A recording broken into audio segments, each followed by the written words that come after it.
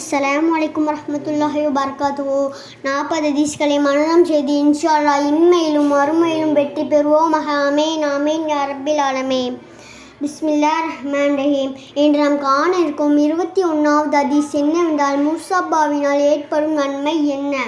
நபிகள் நாயகம் ஸல்லல்லாஹு அலைஹி வஸல்லம் அவர்கள் நவின்றுள்ளார்கள்.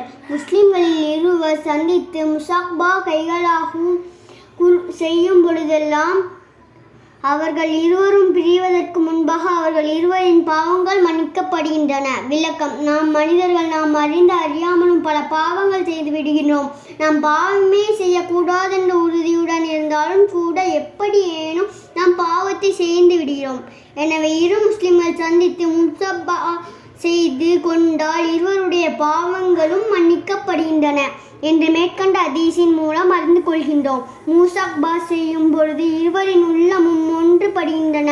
எனவே இரு முஸ்லிம்களும் சந்திக்கும் பொழுதெல்லாம் ஒருவருக்கொருவர் முஸாபா செய்து கொள்ள வேண்டும். முஸாபா என்பது இரு உள்ளங்கைகளையும் சேர்த்து பிடிப்பதாகும். அஸ்ஸலாமு அலைக்கும் வரஹ்மத்துல்லாஹி வபரகாத்துஹு.